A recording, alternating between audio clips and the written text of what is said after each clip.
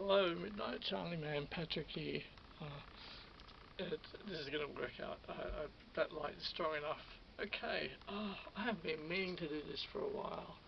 I actually did another take on this. There was technical issues. It didn't turn out. This is the post-concert review, if you like. This is after the Guns N' Roses gig on the 27th of November. It's not the 27th of November, it's the 16th of December today, 16th of December 2022. And I had been meaning to do this video before this. I had been meaning to do it before this. So much happened, just busy with things. And I thought, I gotta do it. And I've been tired. I'm still tired. And the other Guns N' Roses video, I uploaded it to YouTube yesterday evening. Got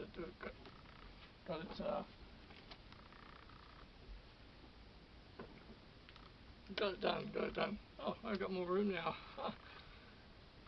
So today, where do I start? Where does it go in order of the... Okay, so a few days prior to the concert, a few days prior to Guns N' Roses, I had so many things to talk about, including YouTube compression, which distorts everything. But if I just go for one thing at a time, a lot to talk about. Now, a few days before, it started at the beginning of the day, a few days beforehand, I intended to drive out there. I was intending to drive out to Sydney Olympic Park, because I thought there's going to be a lot of people on the trains, and I don't want to risk COVID, and a lot of people on the trains. I thought, we'll just drive out there. We'll book some parking. We'll drive out there. It'll cost $30 for they put it up to $30 for events. And so a few days beforehand, I called the company. Someone actually answered the phone. And so I wanted to get parking out there on the day. It was difficult. It was really difficult. And for about an hour, I tried different things to get a parking spot, pre-organised parking spot. Nixed that idea completely. And then I thought, what I'll do is we'll just get the train out there, train to Central, Central through to Sydney Olympic Park. It's just easier. And even on the ticket, even on the thing, it says, you know, if you could, it's just easier. And then I spoke to my mum on the phone. Goes, we bought these tickets a couple of years ago. I actually bought them in 2017 when G and I came to Australia, to Sydney. We took it was Michelle and Mum. We took my mum with us. And so this time we bought tickets, we just bought from Mum as well. Mum gets very tired at gigs, she gets very tired and she doesn't know all the Guns N' Roses songs, and that's another thing. Hello. Hi. How you doing? That's it. I've just been upstairs and I've been working on it for the last 2 hours. The whole thing was supposed to take about an hour. But I decided to add photographs to this, and so it ended up taking 4 hours to put all this together. And very fortunately, I've now just converted it to MP4 through Shotcut. That took about 35 minutes. And what happens? I'll just go back and watch all of it just to make sure everything's okay. Just a whole little bit of it. Okay, Mum did have a good time. Mum's not so familiar with every single Guns N' Roses song. Mum had a good time. She did enjoy it. She enjoyed the show, and in the days after the concert, she was relating to me on the phone. She said that she had a very good time, and she thought it was a very good concert, and she did enjoy herself. Apart from the fact that she wasn't doing too well handling the rain, but she had a plastic poncho on, and as did Michelle. And Mum said, Mum enjoyed the gig.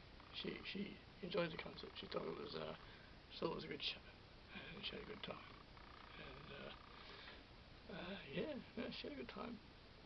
And I just wanted to put that in because I was watching it. I didn't say enough about that.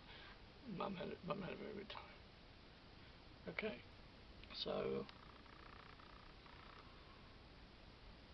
what we did.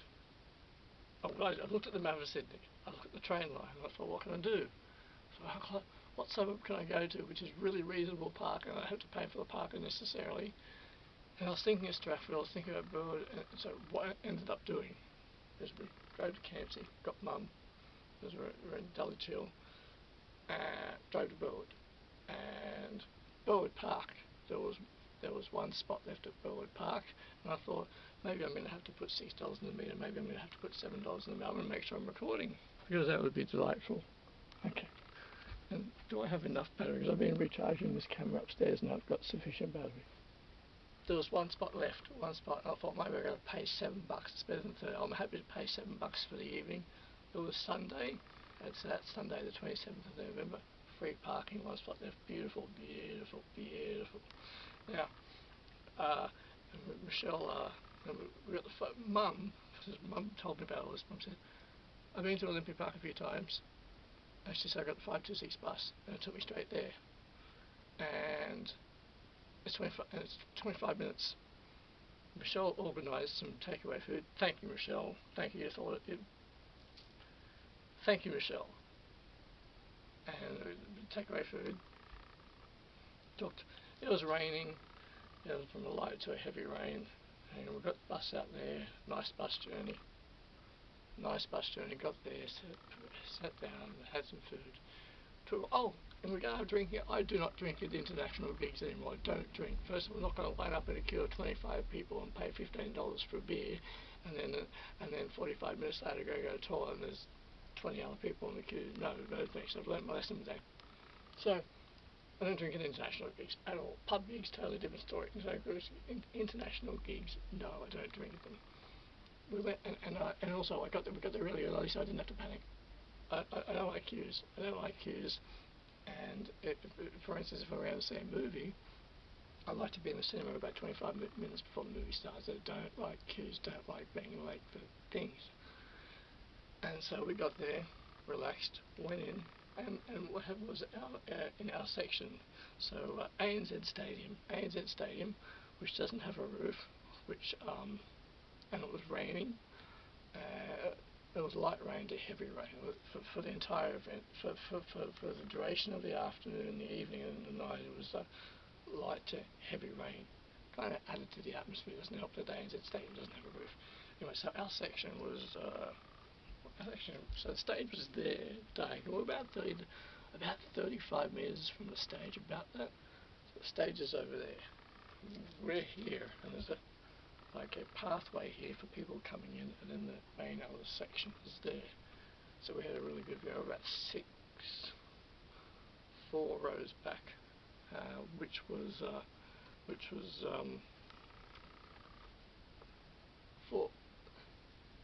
4 rows back, which was great. It was great. And when we got there, the opening, I don't remember what they were called, opening band. They were like punk.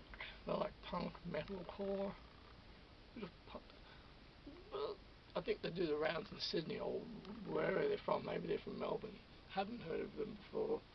Thought they were quite rough around the edges, and then by about quite rough, and then about a second or third song, I was like, these guys are okay. They're a pub band somewhere in Sydney probably, and they were all right.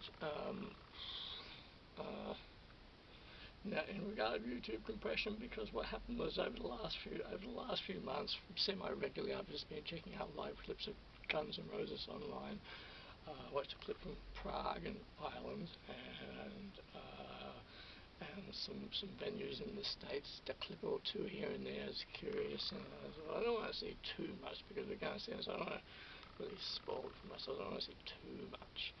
And in between that time, in 1991, that Big Deluxe Use Your Illusion box set, which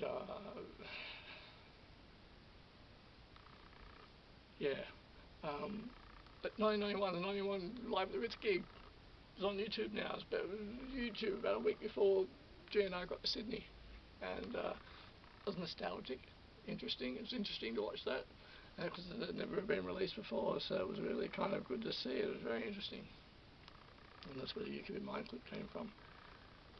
Which is really interesting to see it to the concert gig.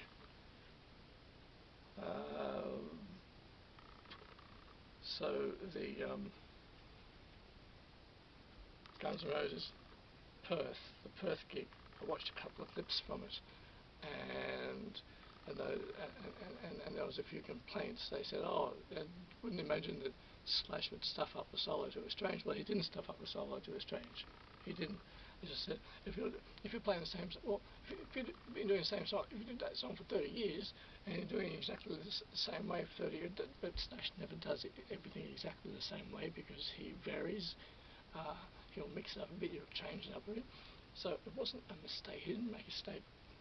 He didn't make a mistake with the solo. He was just changing it up. Some people, some fans expect people to do it exactly the same way, do it exactly the same way, exactly the same way, exactly the same way. And if you've been doing something for 30 years, you're doing exactly the same way every night, it can become a bit monotonous. And so musicians, veteran, seasoned musicians such as Slash, and should say Slash, they tend to change it up, and it's strange, it sounded good, and but I watched the footage. The thing is, it sounded okay. Now I would have said, now before the gig, I was saying, yeah, Axel doesn't have his voice anymore. Axel is not so great anymore. He's not 25 anymore. But before the girls, I had watched those video clips live from YouTube, and YouTube compression is very deceiving.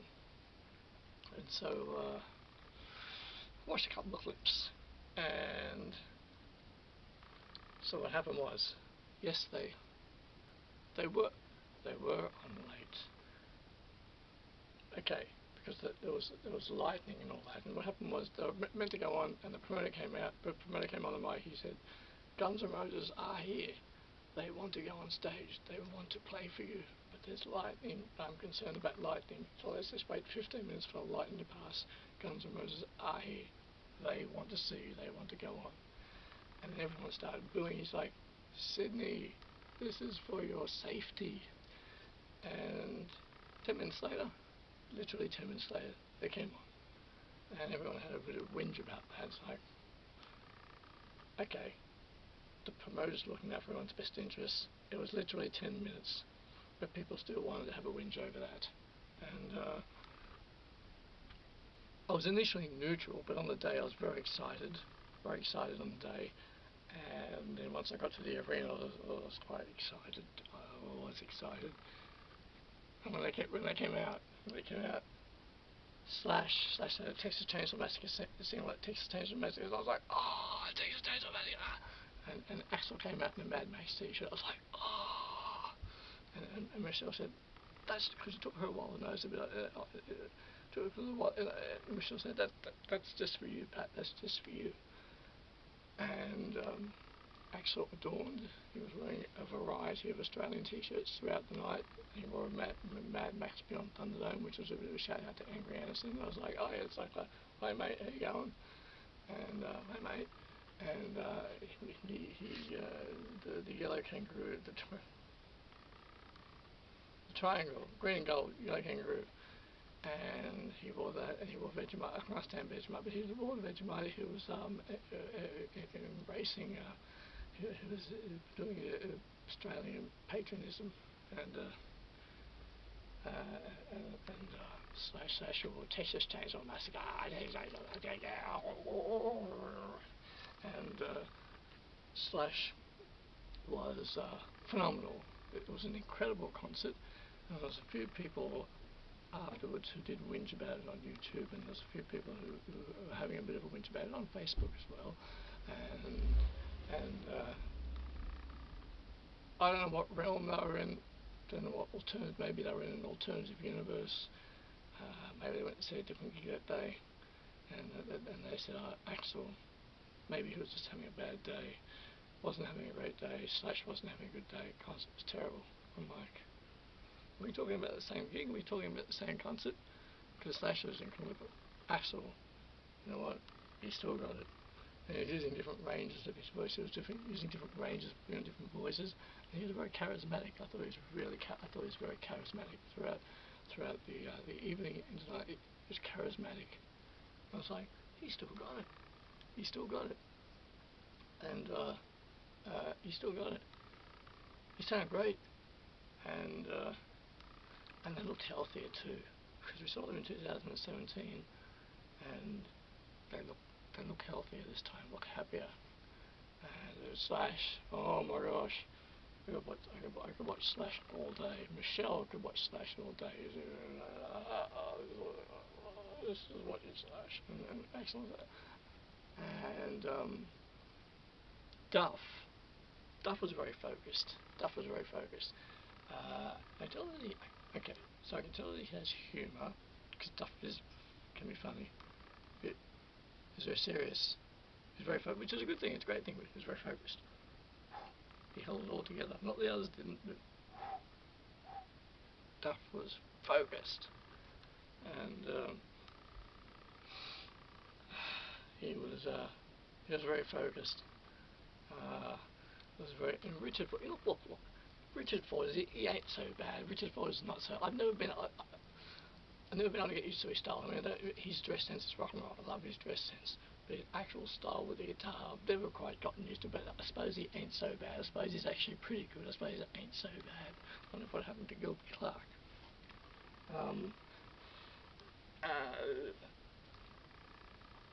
Frank Ferreira. Who's Frank Ferreira? Who? As Michelle said, look, he can hit those drums hard. He can hit them hard. That's about it. It should be Matt Sorum. It should be Stephen Adler. We won't even go there. I'm not even going to go there. It should be Matt Sorum at least. Matt Sorum. I like Matt Sorum. We're not going to go there. And Dizzy Reed, because I've seen Dizzy Reed. Went to Frankie's Pizza. R.I.P. Frankie's Pizza. Dizzy Reed went to Frankie's Pizza a few years ago. Dizzy Reed was very good at Frankie's Pizza. Very good. Very down to earth. Very humble. Interesting man. Interesting. He was good. And Melissa's on keyboards, and she was she was alright. She's good. She's alright. She's a keyboard player. Who's Frank Ferreira?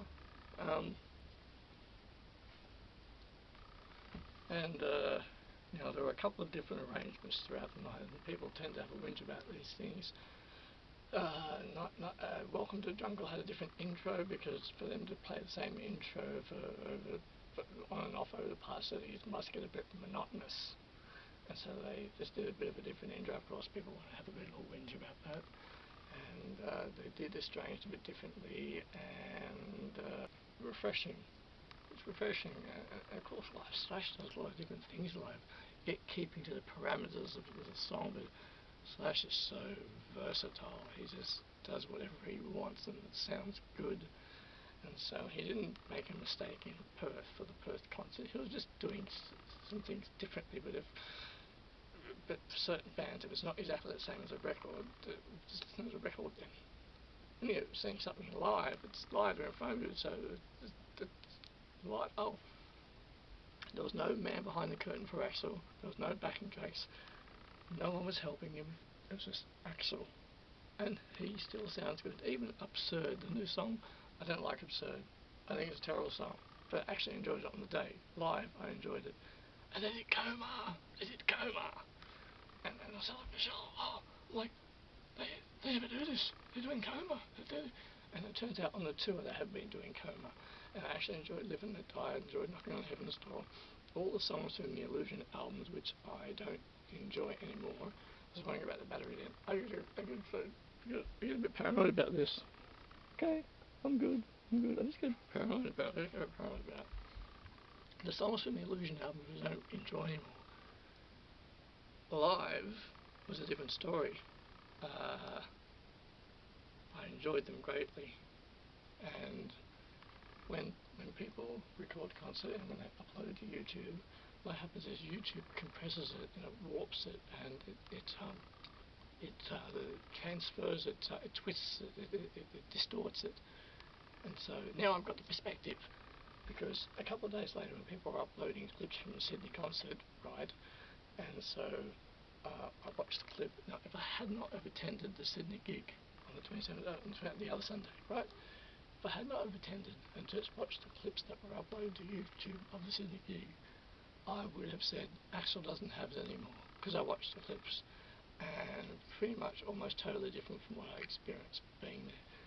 And YouTube does compress things, and it does distort things, and I would have said yep, no, they don't have it anymore. But actually being there in person was a totally different experience. It was incredible, and it sounded fantastic. I thought it sounded fantastic. And so now I've got my comparison now. I've got that comparison, which is very important to have. So now when I see a clip on YouTube, it's also great. I'll be like, okay, being there in person probably would have been greatly different. It was very actual talk to me. He never says too much, depending.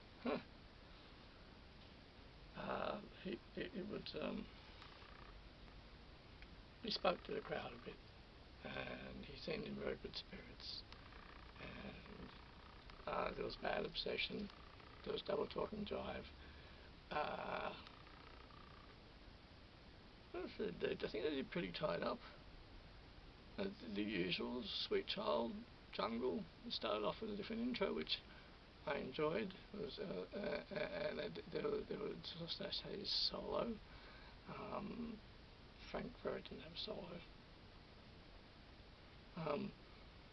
Slash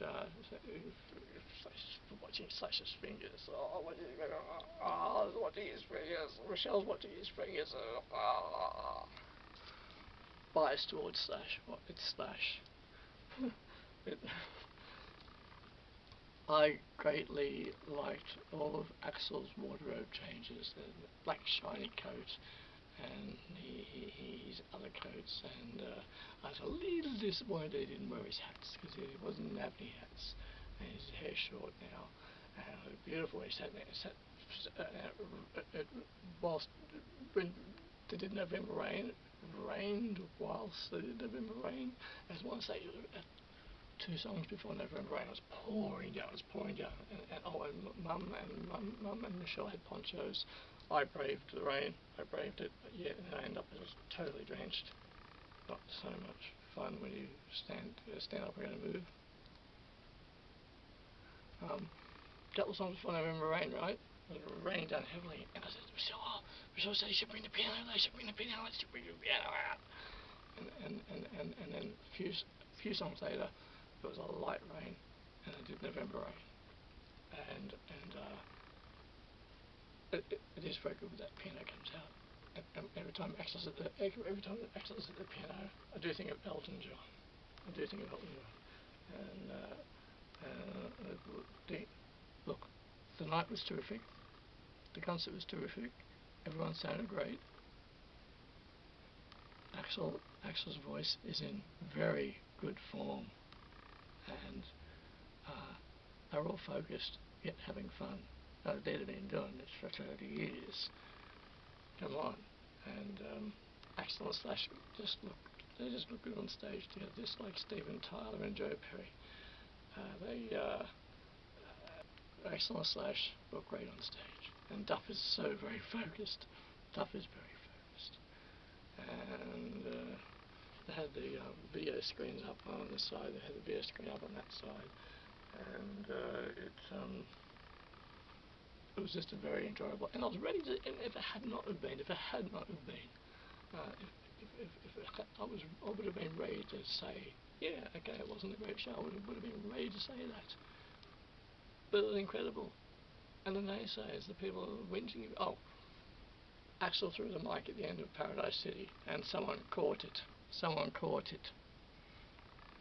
Because if the microphone's coming your way, and especially if you know that he's going to throw the mic at the end of Paradise City. I kind of forgotten that. But if you know he's going to throw the mic, if you know that if you're preempting it, then you kind of be ready to catch it, right? So he threw the mic. Because there was this big through the PA, and I'm like, throwing the mic. I actually missed him throwing it. I was looking. I don't know. Michelle's like, I don't know where you were looking. I'm like, I don't know where I was looking. He threw the mic. And Duff did a couple of songs. Played for 3 hours. My highlights, well, the whole show, but I always love Estranged. Enjoyed Coma, Night Train. Enjoyed Bad Obsession. No particular highlights really, because I liked the show as a whole. I liked everything. and I mean, even Sweet Child sounded good. I mean, the song which I still love it. It used to be my favourite song. I don't know if I have a favourite song anymore. Yesteryear, Sweet Child was my thing. It's not anymore, only because sort of overkill. But I even enjoyed that. I still enjoyed that. And it was even Absurd sounded good.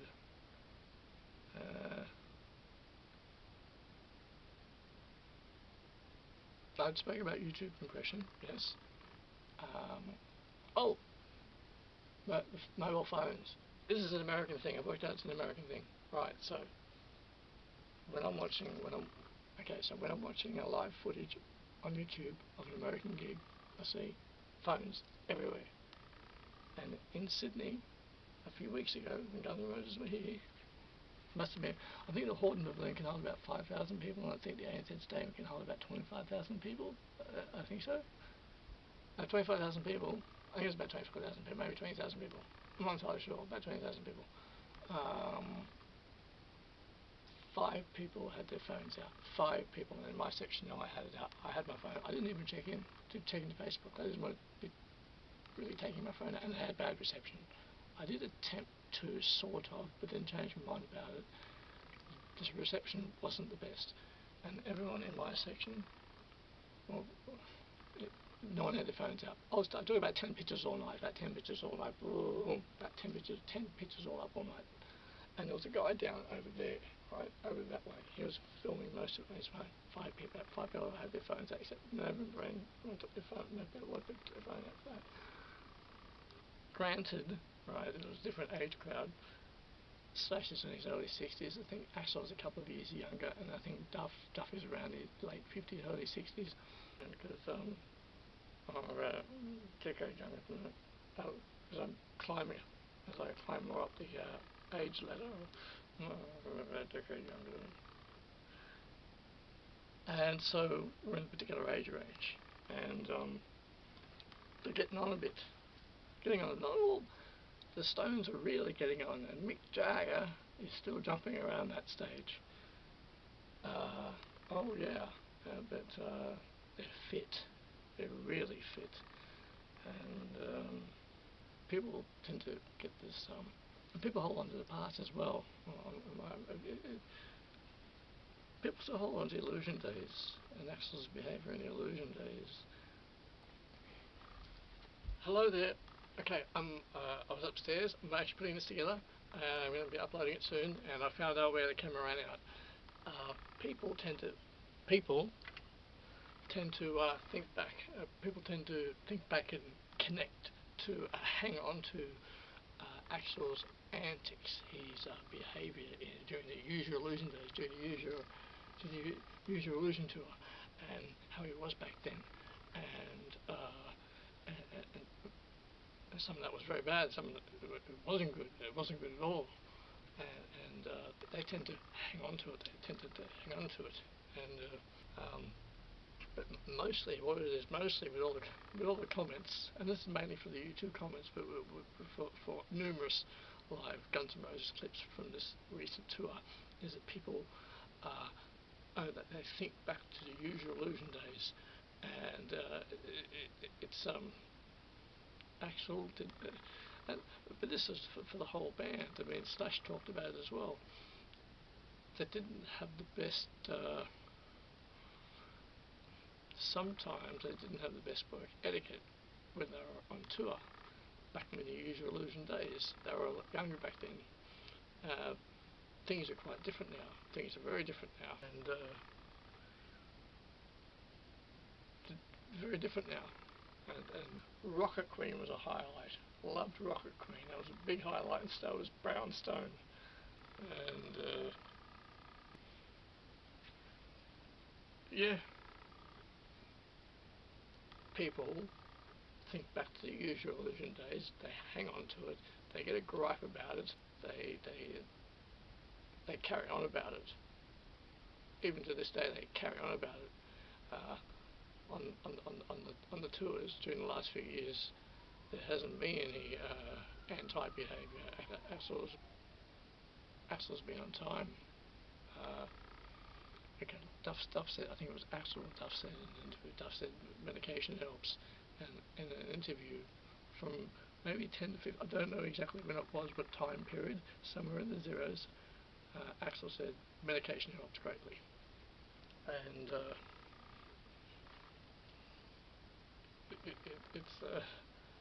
yeah, so it's also, it's many years later, and Axel's been the last few tours now, for the last few tours now, Axel's been on time. Okay, so that was everything. Where the film cut out, very good, yes. So the concert was incredible, and it rained heavily. And it was like, when the camera shuts down on me, it just means that I've got to figure out what I was saying for the last 40 seconds before that. At the end of the show, Sydney Bus Company, Transport Company, get your act together. You're appalling. You're useless. There should have been about 5 different buses waiting for everyone as soon as the gig finished, but there wasn't, because the person who was the traffic detailer, the guy, he said, oh, look, the buses are here, they're stuck in traffic, they can't get through. It's like, well, why didn't they pre-prepare this? Why isn't there like 5 buses just waiting for everyone? Now it was raining heavily, and when you're in tight jeans, and it's not fun to be walking around. So for 15 minutes we were waiting for a bus. That didn't happen, but there was a few people going over to Olympic Park train station. So what happened was, Mum, Michelle and myself, we walked over to the train station. Okay, we walked over there in the rain. I'm telling you, walking in jeans in the rain is unpleasant. But I just, let's do it. And there was a few people doing it, a couple of people doing it, walking in the rain. And what was I going to say? We walked to Olympic Park train station. We got the train back to Strathfield, and then back to Burwood. Retrieved the car, and actually there was a couple of fans who got off the train at Burwood who were staying in a hotel, so we gave them a lift up the road, and then got Mum home. And I tell you what though, I was in this daze. I was just floating. I was in this daze. I was processing it. And when I went to sleep at night, I heard Usual Illusion 1, because I was like, I gotta hear GNR. And I heard Usual Illusion 1. I'm in a total daze. I'm thinking about GNR, processing. I'm like, Slash, it's Texas Chainsaw. Oh yeah, Texas Chainsaw, t-shirt, Slash, and processing it. And I was like, woo!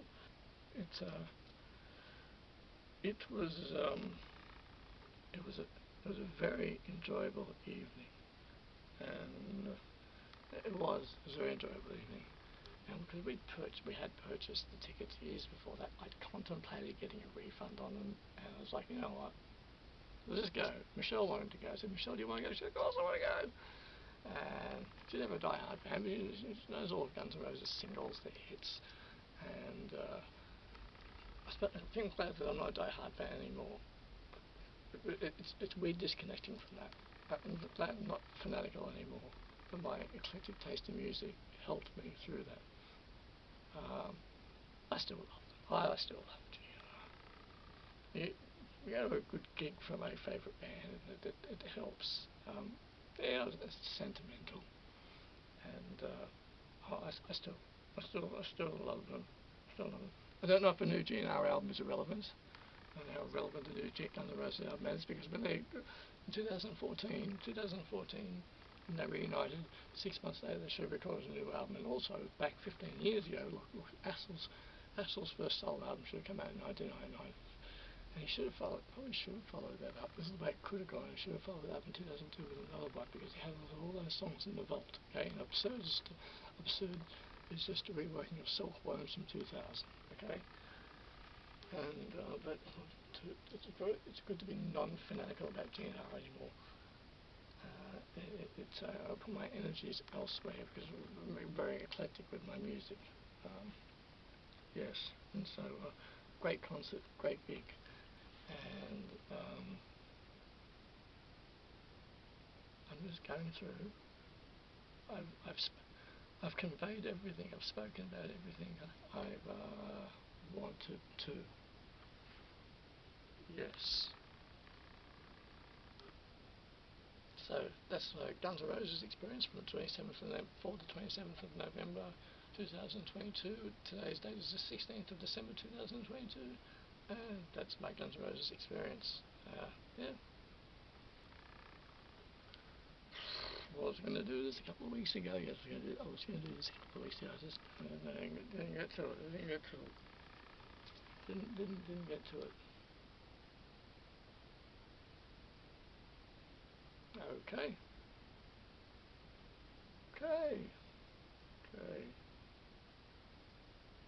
I mentioned everything I wanted to mention. Everything I needed to and wanted to mention mentioned. Yeah, I did. Okay.